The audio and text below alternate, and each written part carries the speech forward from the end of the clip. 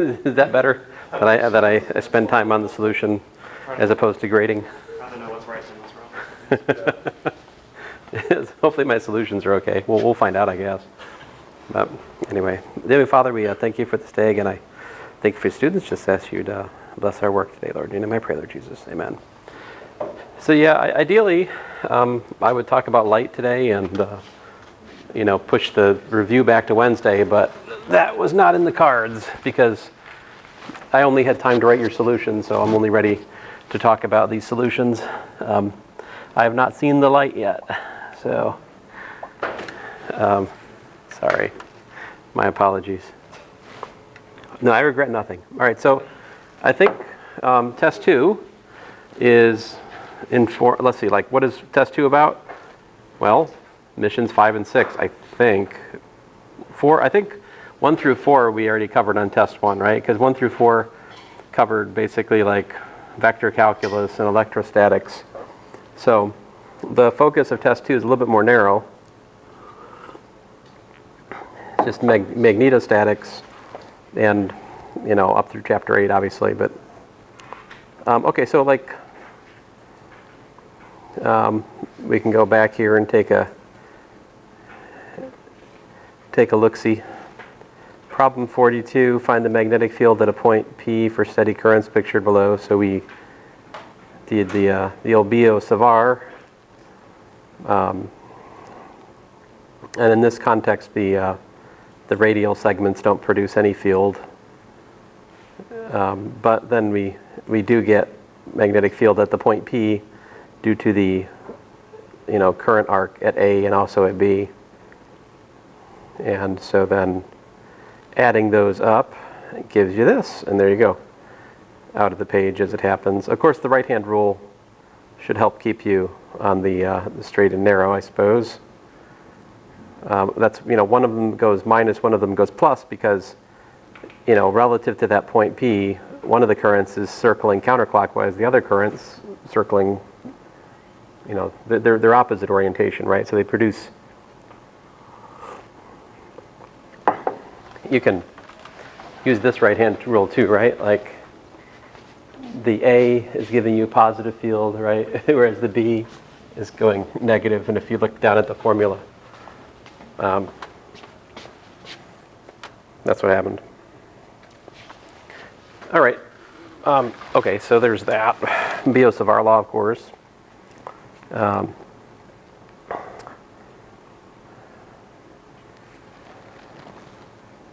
Some of you guys disagreed with me on this one. I hope I'm right. Let's move on. I believe that only the curved part gives a magnetic field at P, because the magnetic field lines to the eye don't. They're perpendicular. They encircle the eye. So I don't believe that the straight line part should figure into the P. And if it did, I wouldn't even begin to know how to do that because I don't have any kind of how far is the straight line, right? If it did figure in, I'd need to know geometrically how far out the straight line is. Yeah.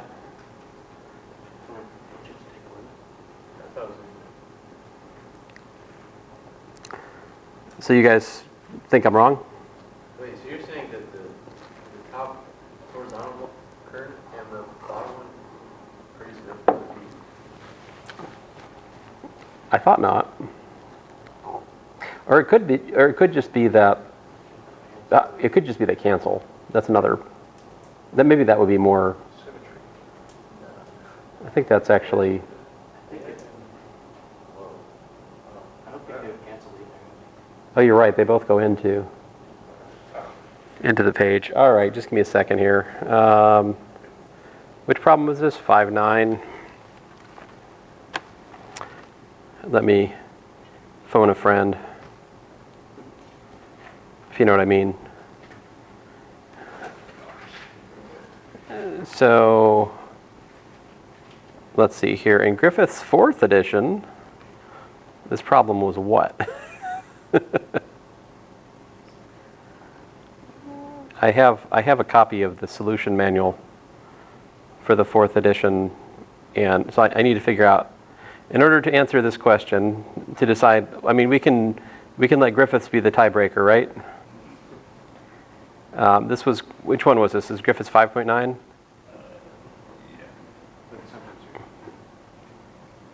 And let's see here. So he agrees with my part A solution, but part B, he says the 2 half lines are the same as 1 infinite line. Oh, yeah. You like rotate the bottom. Yeah. Oh, that's cool. Yeah, yeah. Neat. So it's like rotate it around. Since it's actually Yeah. right there, you like switch it up, and so then you have one on the very top. Or at least that's what I'm thinking. Yeah, so my solution here is wrong, and I think I took points off you guys. So if you'd like those points back, I will give them. Yeah. Because I think that one I actually graded somewhat carefully, and I was like, hey, this isn't my answer. Well, yeah, you guys are right. I was wrong. The answer is we have to add the magnetic field to an infinite line current. So we add plus mu naught I over 2 pi r. And I think, yeah, and it adds too. It's like, it's also into the page. So it's like, basically mu naught I, let's say minus mu naught I, just a second. My eyes are not working. What's that sign function? This right here.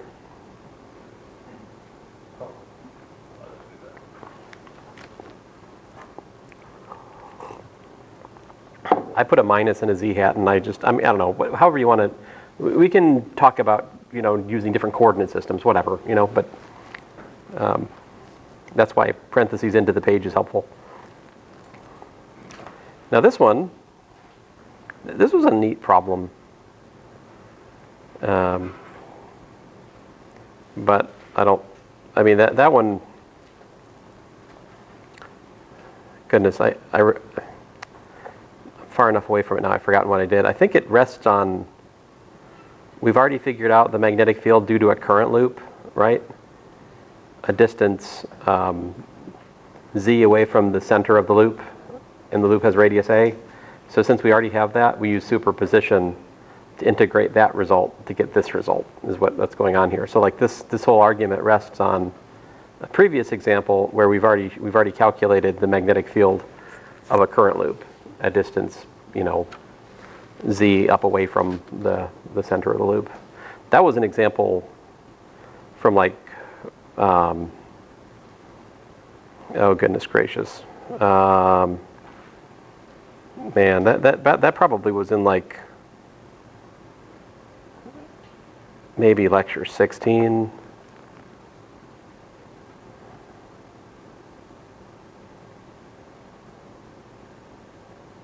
Might have been lecture 17. Oh, that's right. 16, I was kind of doing some of the complicated mathematics before everything else. 17.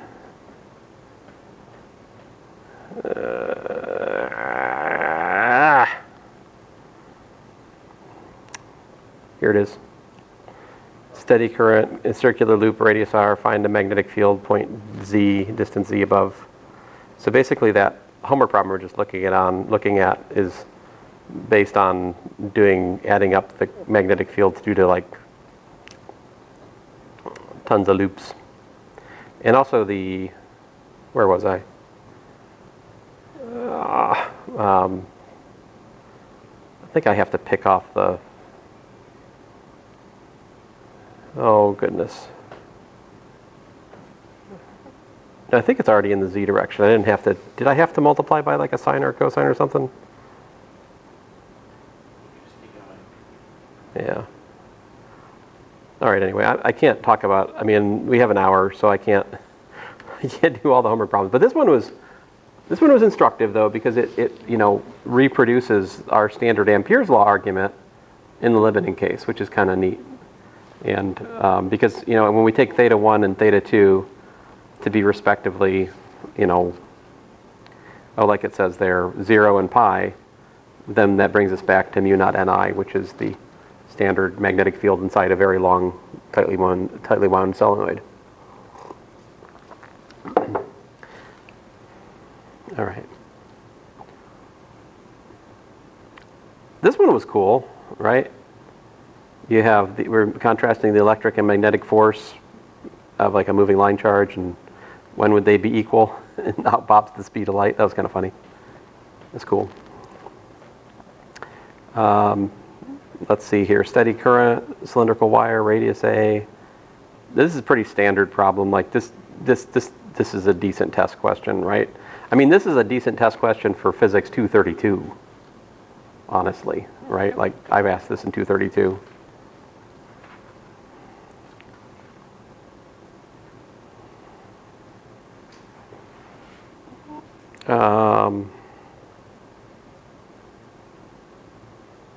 Let's see here. Oh, this was the plane current. I forget what the question was.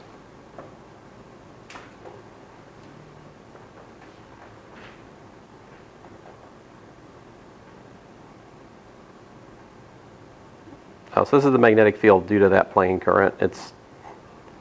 Now, some of you guys are getting very fancy and writing your answer in terms of, you know, Heaviside functions, and that's nice, but I hope they're right, because I really will check on the test.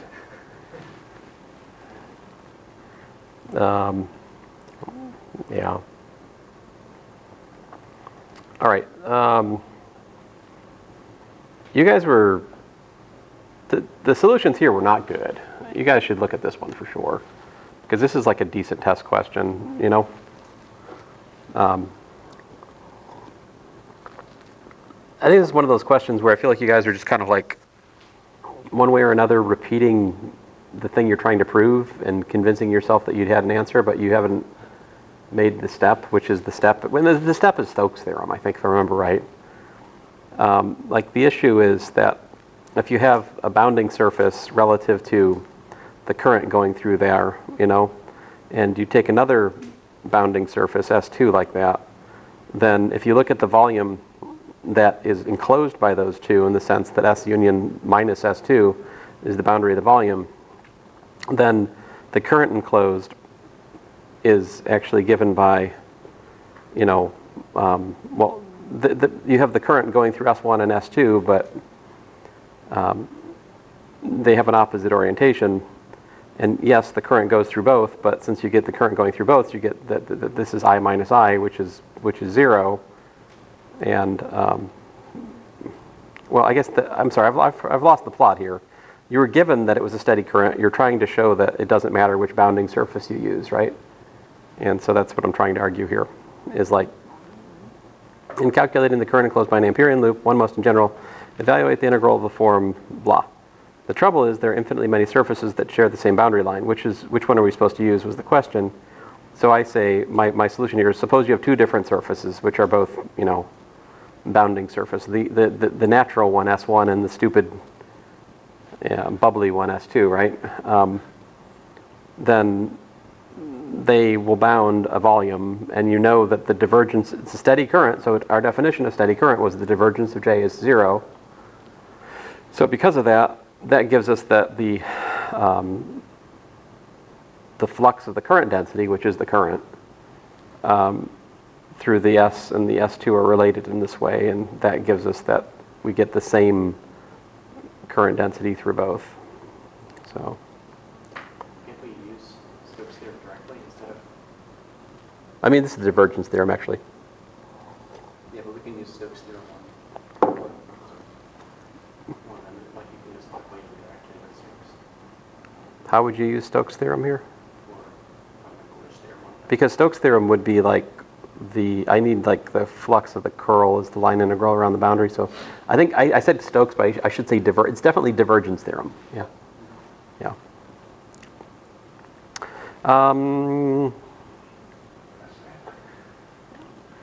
Let's see here. What was this one? Ooh. Ooh. Interesting. Whoa. Great googly moogly. Yowzers. Well, that was unpleasant. But there you have it. That's the magnetic field for a line segment, right? So that's nice to know. But it's nice to know. It's not nice to derive, right? I mean, the derivation is straightforward, but if I tried to do it right now, I would definitely get stumped because I'm tired. But the thought process is simple enough, right? We write down the magnetic vector potential for a finite straight wire carrying current. So to do that, we integrate mu naught I over 4 pi, dl vector over r. And, we just have to work through it. And when you do, you get the magnetic vector potential as such. Then you have to calculate the curl of that thing. And I think I used the cylindrical curl formula here, right? You guys are allowed to page and notes front and back, right? Right? Right. Yeah. Oh, yeah. I think that would be fair for this test because otherwise, I do expect you to know the formulas for curl, divergence, and the non-Cartesian coordinates, but I don't really want to make you memorize those things either. We can still use that sheet. That's right. Yeah. Or you can create your own, whatever you have a page. You can do what you want with it. And yeah, you can print out things. You can handwrite. If you'd like to write it in the blood of your enemies, you can. But don't let me know about that. Oh, I'm sorry. Never mind. No more of that. But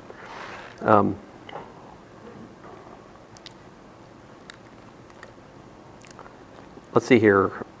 So anyway, that's the curl in cylindricals, and out pops that formula.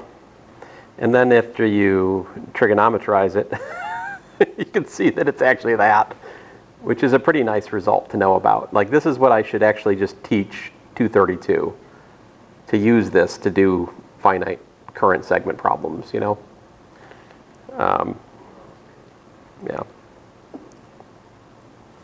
So if I was to write a formula on my formula sheet, this would be one of them, right? Because if I give you some kind of stupid,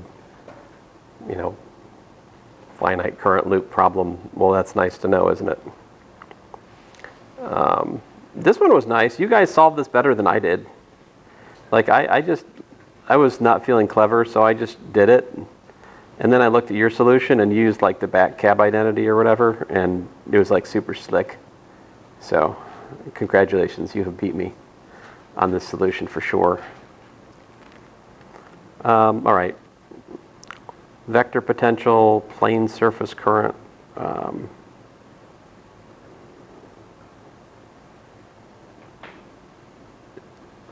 So yeah, the issue that Sam brought up at the start of the course in the terms of us violating terms and conditions of, calculating the flux at points where the source current is localized, it continues to be an issue, and I don't really know what the best answer to that is, except that these are toy examples, and this is meant in a limiting sense, so that's not really something to worry about. I think it would be something to worry about if the Amperian loop was such that the edge lined up with the localization of the current, if the dimensionality of the current matches the dimensionality of the object which you're probing the source with. I think then it's an issue, but I am speculating. But hey, we're not doing any more violence to the math than everybody else does, so yay. Anyway, so this is, the magnetic field above and below a surface current works like this. That's kind of nice and clean. And kind of similar to the sigma epsilon naught over 2, right? For a charged plane, you got the simple perpendicular field above and below, just like that. Anyway. All right. We move along here. We spent a good amount of time talking about this in class, right? The problem with the scalar potential for the magnetic field. The trouble is, of course, that it gets into trouble with Ampere's law, because if you encircle the current, well, you should get mu naught I, but if you actually had that go all the way around and then you say that you have the same angle at the start and the end, then you get 0. Of course, you can't do that. The angle has to be discontinuous, and if the angle is discontinuous, you can't differentiate it, which means that we can't really have the curl. We can't have the gradient of u is equal to the magnetic field all the way around. It's just impossible, because the potential is necessarily discontinuous somewhere. So, but anyway, so we can only find scalar potentials for the magnetic field if we limit ourselves to simply connected domains which aren't pierced by a current. All right, anyway, let's see here. We talked about dipole moments, right? So basically area of the loop times the current that goes around. Right-hand rule defines the direction like that. And the magnetic, and this is another thing I would make sure I had in my sheet, is like, what's the formula for a dipole field? Both electric and magnetic, you might want both, because, you know, as we go on, we do have electric stuff on this test too, right? Because we're covering chapter 7 and 8, and the electric field comes back with a vengeance there, right? So the idea of the multipole expansion is pretty much the same, which is that you can replace a complicated magnetic field with an infinite series of monopole, quadrupole, octopole fields, right? But too much is given, much is required. I didn't give you much about that. We just kind of talked about it in passing. And the basic idea is that if we ask a question about what happens for the magnetic field far away from a current source, you can find a good approximation to the answer simply by replacing it with the dipole moment. Usually, I don't think I have any quadrupole example, you know, in this course. But I did work one with a dipole in the last homework just a second ago. So this was a cool problem, right? I like this one. This one was neat, because this kind of combines the Legendre stuff that we had in the last test to the current discussion.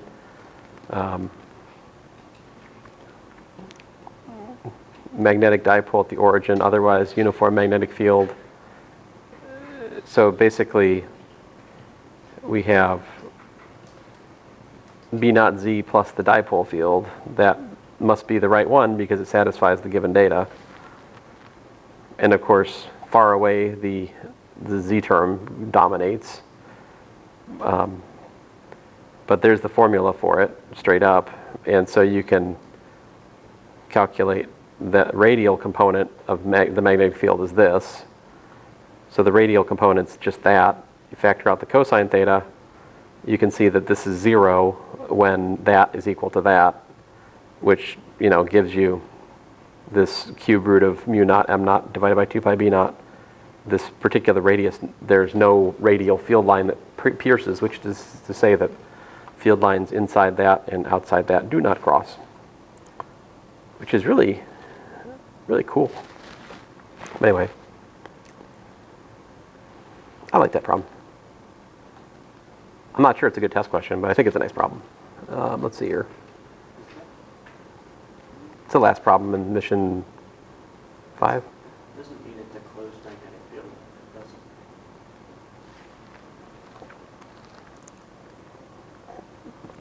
it? Well, there's two kinds of field lines here. There's the ones that go on to infinity, which I'm not interested in. I want to know, going back to my desired example, I want an example of like endlessly spiraling field lines that, I mean, the spiral can go off to infinity, I suppose, but I just want to be sure it doesn't come back to itself. But like the field line at that circle limits to being closed, isn't it? The field line. Because inside the circle they don't turn back. Now, keep in mind that that circle is not actually a field line. That's just a locus of critical points for the magnetic field. I mean, I think the magnetic field's 0 there. All along that circle. I think so. That'd be- Unless the theta component's non-zero. Is the theta component non-zero there? It is. Oh, it is? Okay, then it's literally I guess it's just a circle, isn't it? It's just a loop. Straight up a loop. Maybe? Is it just like a counterclockwise loop? And is that like what the circle is? I didn't put arrows on it, but... It does depend on sine theta, Um, the theta component. That's what I got at least. huh. I mean, we have the formula here. You could think about it when...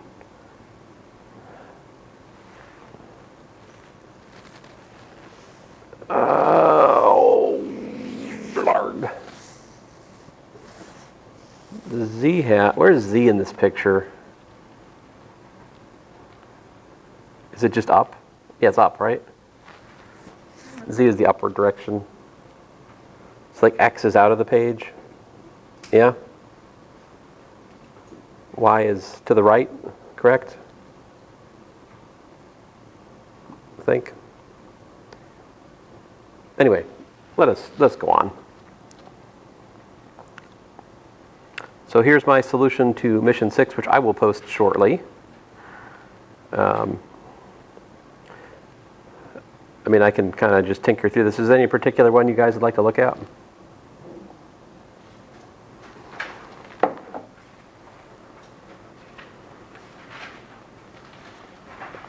About 62. 62. Oh, I like, by the way, 55 is nice. 55 is nice. Either way you work it, right? So, of course, you're not supposed to work it the way I worked it here, because I don't think the auxiliary field has appeared yet on the scene. But goodness gracious, if you solve problem 55 with the auxiliary field, it's stupidly easy, right?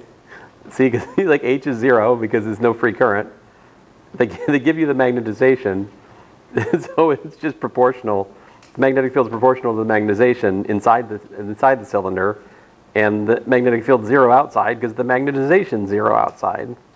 And then, of course, you can derive that with the bound currents like they want you to in that problem, right? Like the cross product and the curl give you a downward flowing surface current or an upward flowing volume density current. And those give you a non-zero magnetic field inside the cylinder, but they also give you 0 outside because the total current is 0. I don't know, this is a nice question. This is a really nice question. But you asked me about a different one. Which one was it? 62.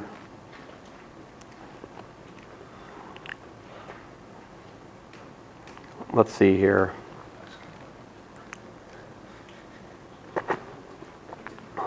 Find the electric and magnetic field in the gap as functions of the distance x from time t.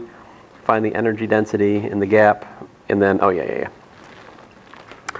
So this will take a bit, but so to start with, you've got charge piling up, sigma and minus sigma on the end caps there, and so usual song and dance gives us sigma over epsilon naught z hat in between.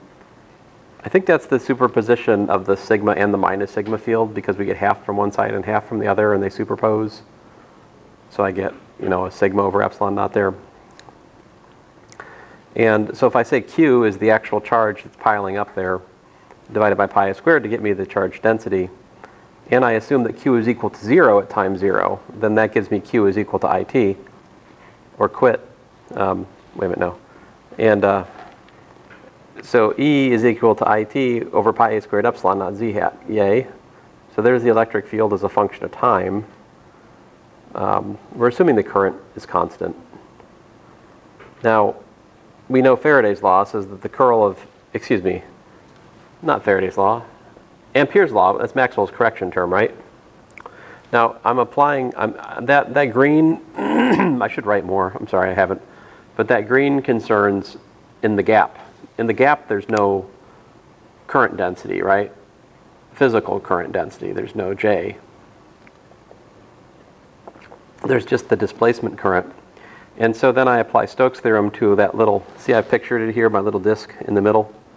So I'm applying, integrating the flux of the curl of the magnetic field.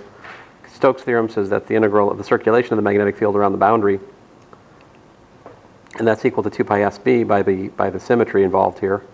On the flip side, the integral of partial E partial T just ends up giving me this mu naught epsilon naught.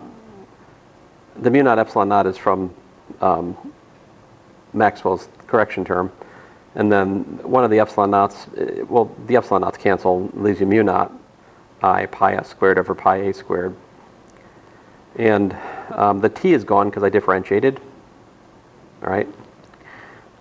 So the derivative is pretty easy, just t.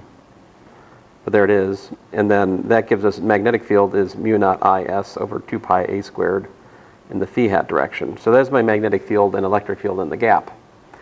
Now, to find the magnetic energy, to find the energy density, we do epsilon naught over 2 e squared plus 1 over 2 mu naught b squared, which gives us this lovely formula. Now, if you look at the solution manual for Griffiths, he's rewritten this in terms of the speed of light. But it seems to me the speed of light doesn't really appear on the scene until chapter 9. So what are we talking about speed of light already? What's up with that? But maybe I missed it. Maybe he'd already introduced it. But I don't feel obliged to write my answers in terms of speed of light if I don't want to, and I don't want to. So there's a perfectly good answer right there. And then my pointing vector, 1 over mu naught E cross B. Again, once you have E and B, the rest is easy, right? There's that. The divergence of S, you want to use the cylindrical formula for the divergence, which says you do 1 over S times partial S of S times the S component. Everything else is 0 because there's no theta or z dependence. That's the only non-trivial term in the divergence. And that works out to minus I squared t over pi squared a to the 4th epsilon naught. And on the flip side, partial u partial t gives you I squared t over pi squared a to the 4th epsilon naught. And lo and behold, we have the local conservation of energy. Yay. Is good? Yes, it's good. And so yeah, if you're going to skip a problem, this was a smart move because it's just got so much. It's not that it's hard.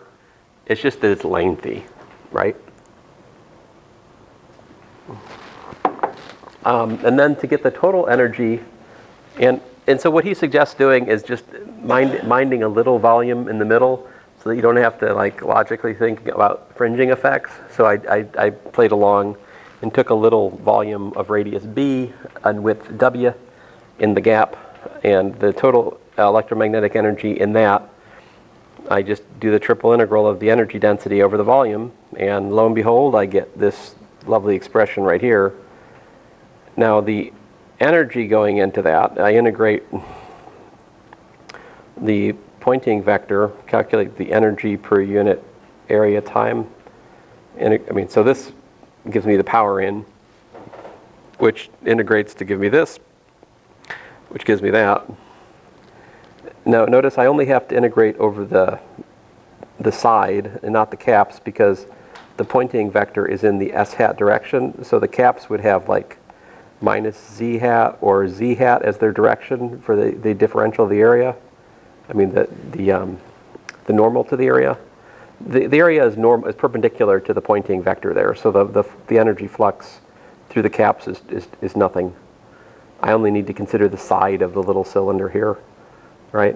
And so for that reason, I only have the s hat, 2 pi b dz s hat here, which then gives me that. So then if I calculate the derivative of the total energy with respect to time, I get this lovely formula right here. And that is in fact equal to the power. And so there you have the change in the rate of change of the total energy in the little volume considered is actually completely matched by the power input from the pointing vector, which is what we expect to see. Conservation of energy. Energy in is energy out. Excuse me, the energy in is the increased energy in the volume, right? So And as I say here, you can rewrite these answers in terms of, speed of light being c squared is 1 over mu naught epsilon naught, so you can reformulate these answers in terms of that. And if you do look at the Griffith solution manual, it's chock full of copies of C, which I think are kind of like, fine, you can do that, and I'm sure it has significance to other physical discussion, but I don't really care. I'm just trying to follow the concepts here and give a solution. So, in other words, I'm being a bad physicist. All right, so and not playing along with the culture. So here's the stress energy tensor problem. Some of you skipped it, some of you didn't. We're supposed to find the stress energy tensor in the region between the plates, and then find the force per unit area and momentum per unit area and blah, blah, blah.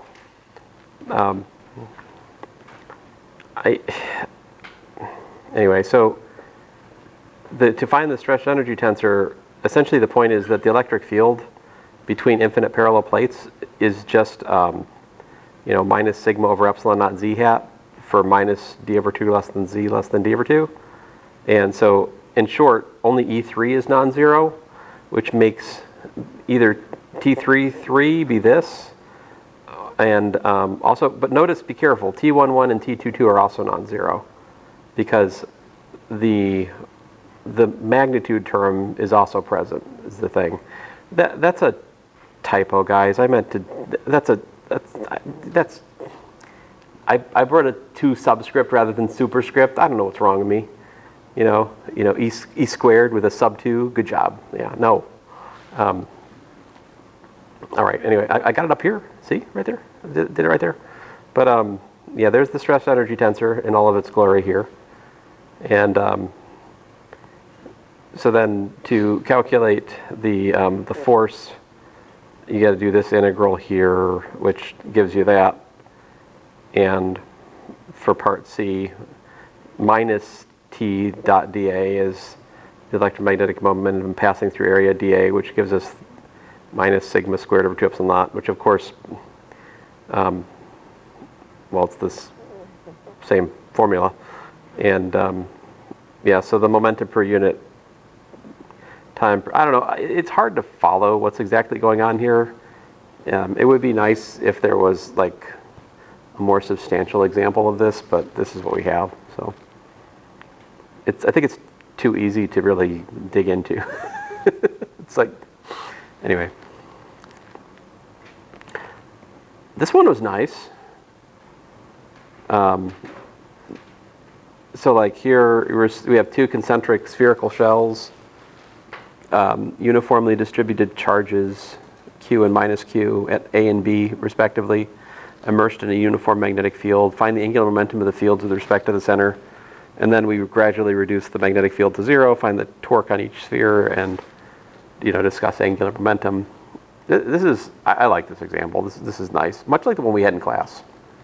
It was nice, I think. So first of all, the electric field between the charge and the minus charge is just the Coulomb field by spherical symmetry, right? And then, well, the magnetic field's given to be constant and upward, so that's that. Great, so how could you achieve that, by the way? Like you've got these 2 charged spheres, you want to put them in a uniform magnetic field. Like how would you actually accomplish that? What would you do? How do you create a uniform magnetic field? What's that? Plane charges. Giant solenoid. Yeah, giant solenoid. Yeah, a giant plane current, great. Or a giant solenoid. So hopefully these concentric charged spheres are small enough that we can do one or the other of those relative to the scale involved, right? I think the solenoid's easier to engineer. I could be wrong, but I don't know. I'm not an engineer, so I'll leave that to you guys. But fortunately, we don't have to explain where this magnetic field comes from. We just have to deal with it, right? So we calculate, remember G is the momentum density, momentum volume density in the field. So E cross B times epsilon naught, which gives us this.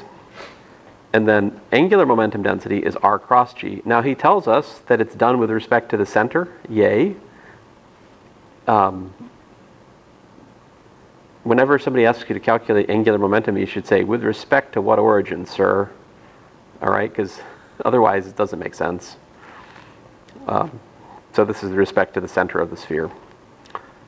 And so you got the cross product there, which is usually an excuse for doing the back cab identity, which we do here, which gives us that, which gives us this. And then now, so then I just integrate the angular momentum density. The xy stuff just integrates to 0, so yay, that's gone. And it just leaves us the z component, which you could have anticipated from symmetry reasons anyway. Like if you look at Griffith's solutions, that's what he does. He just looks at the z component, but this is why he can do that. And so you got minus pi squared b squared minus a squared. Now as you can see, I forgot to put the qb naught over 4 pi, so I called that alpha so I could sneak it in here. Alpha over r. Put the alpha out here. It's there. See, right there. But that is important because that 4 cancels this 4, and the 3 remains. So you get qb naught over 3 b squared minus a squared. The pi be canceling, and there you go. Total angular momentum is this right there. This is cool. So then you imagine that you're turning off the magnetic field. So what happens? How do you figure out what's the electric field that's induced? We have to integrate Faraday's law. So Faraday's law says the curl of the electric field is minus the time rate change of the magnetic field. In this context, we're assuming that it changes uniformly. A more malevolent professor could try to find a way that you decrease the magnetic field, but it depends on the points. But no, we're just saying that it decreases at the same rate everywhere. All right? So that's part of the assumption here. Otherwise, like the way the magnetic field's decreasing would be much more complicated, but thankfully not. It's just decreasing the same way everywhere all at once. So it only has a time rate of change. It's always in the z hat direction, all right? I'm expressing that right here. This equation right here says what I just said mathematically. All right. Anyway, so we integrate around the loop, and by the Stokes theorem, we get the circulation of the electric field times 2 pi s, and this integrates to pi s squared, and lo and behold, we've got the induced electric field from the changing magnetic field is 1 minus 1/2 partial b partial t s phi hat. It would be wise to understand this argument. All right, because I really should ask you something on the test which concerns Faraday's law and deriving the induced electric field from the changing magnetic field, right? That's probably one of the things that would distinguish this course from the 232 course is like I would not tend to probe that too deeply in 232, but here we can do that. But then, if you want to find the force, we do the electric field times dq. That gives us the force, right? E times q is force, but that works out to, we're interested in the torque though, right? So torque is r cross df, and so you notice the r, we can write it as a sum of the s piece and the z piece, but the z piece is irrelevant because it's going to integrate to 0, all right, as we go around, but the s piece is the part that matters. That's the part that's actually going to give you a torque because it actually has to do with the distance from the perpendicular distance from the z-axis around which we're developing the torque. And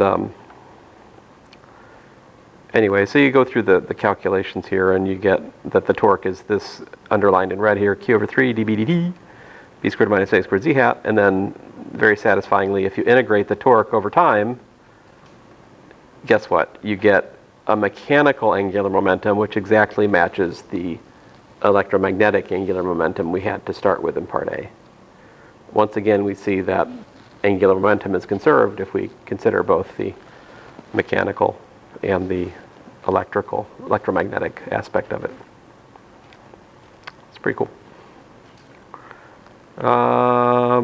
What's this one to remember? I just worked it out. I should remember. Let's see here.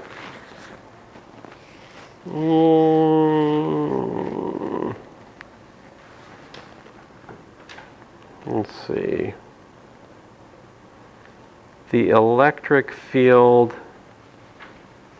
is that because we have, it's essentially a line charge. I mean, it's not a line charge, it's a smeared out area charge, right? But as long as we're outside that radius A, we've got charge density lambda per unit length. So it's like a line charge for all intents and purposes. Electric field. But the magnetic field, we've got a current of lambda V flowing upward, so we get the cylindrically wrapping magnetic field like that.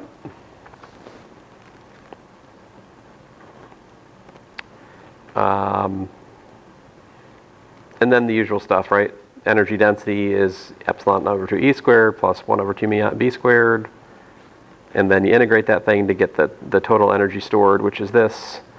But then I divide by L, so that's the energy per length is this.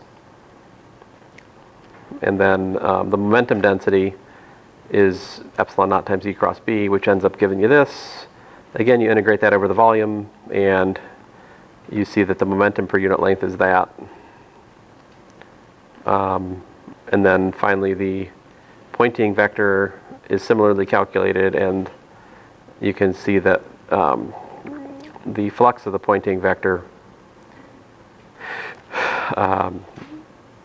is equal to that. So I mean, okay, great.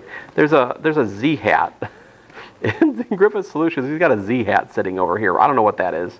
That's just, I mean, it's a typo. That's what it is. But anyway.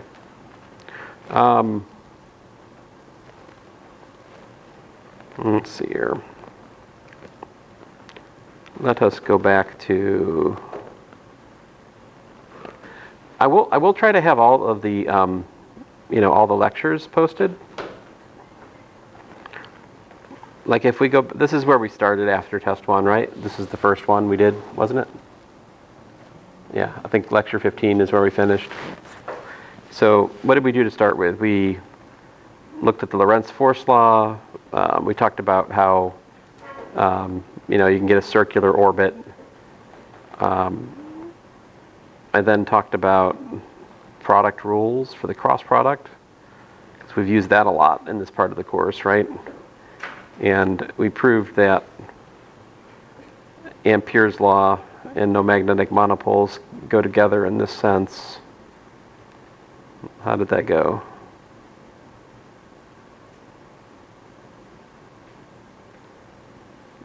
Oh, so if the magnetic field is derived from the Biot-Savart law, then when we go through this calculation, we can show that the divergence of B is 0 because of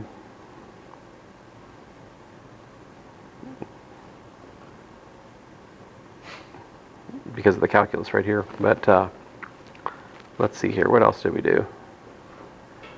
Oh, then we derived Ampere's law by basically sorting through a calculation based on the Biot-Savart law and some rather delicate calculus that involves like the distinction between source and field point and all that, right? So apparently Biot-Savart law implies Ampere's law in this sense. But there was this technical lemma. Yowzers. Wow. That was not easy. That was lecture 16. What did we do for lecture 17? Oh, that was 17. Wait a minute, that wasn't 17. Oh, 17 we actually did like physics. So in some sense, lecture 17 should come first, and then lecture 16 should come after, truth be told. But anyway.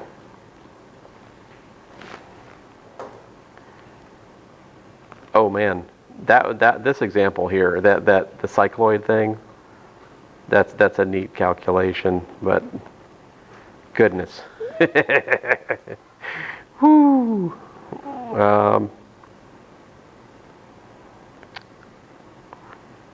Anyway, so what I'll do as I'm creating your test is I'll look back through all my lectures, or try to remind myself what it is we've talked about in here, and then I'll create a test in light of all that, basically.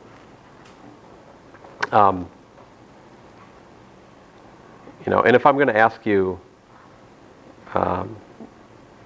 something that I think is like as ugly as the Biot-Savart implies Ampere's law derivation, I will let you know if I'm going to do that, just so you have a warning. I don't think it's going to happen though, because I don't want this test to take forever. So, I feel like I haven't talked about vector potential enough today. Vector potential is definitely on the test, right? Like that has to be there. Questions about the vector potential. We did work quite a while on the vector potential, right? How to understand it, how to derive it in various ways and fashions and understand it.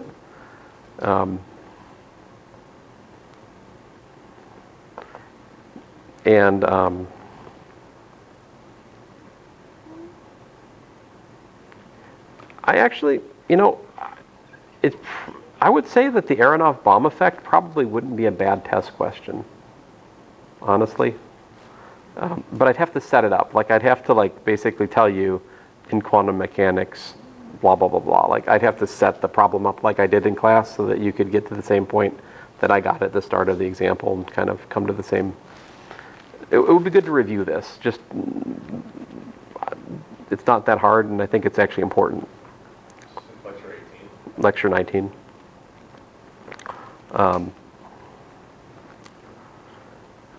Let's see here. Of course, monopoles are interesting, but also, let's see here. Of course, the magnetization, which I think may be misspelled there. Maybe, I don't know. But, so what do we have? We had paramagnets, diamagnets, ferromagnets, right?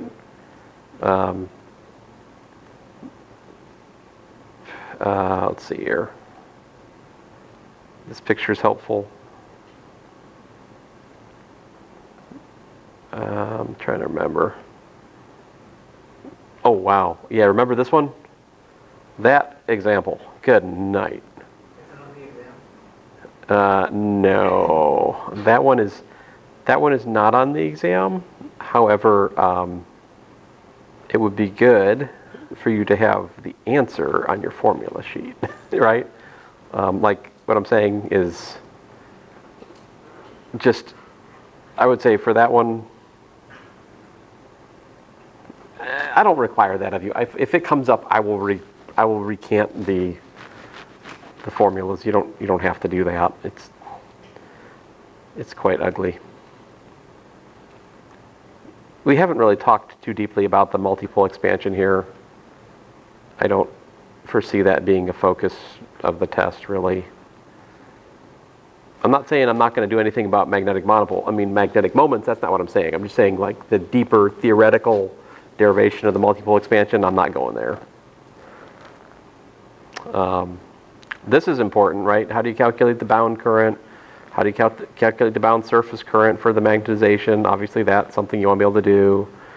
What are the two main ways we calculated magnetic field and matter? We found the bound currents and then basically did Ampere's law type arguments, or we used the auxiliary field and then worked backwards from the free current, So those two different approaches.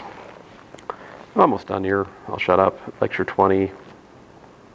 Where are we? Lecture 21. I think I pretty much just told you everything in this lecture. Great. This is not, right here, this is a theoretical, but you see the trouble is, right in the midst of it, there's this technical thing. So if I was to ask you to derive this, I'd be obligated to put, by the way, it should be noticed that this is equal to that. right? So, like, I could ask you this derivation, but it would have to come paired with the thing I didn't work out either. You know? So, I mean, it might happen, but it's a pain for me to write up to. That was lecture 21. Lecture 22.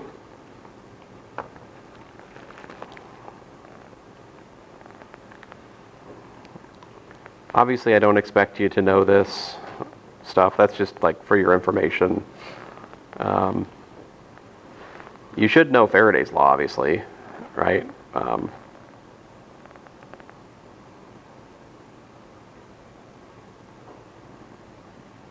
Anyway, that's all I got for now, guys.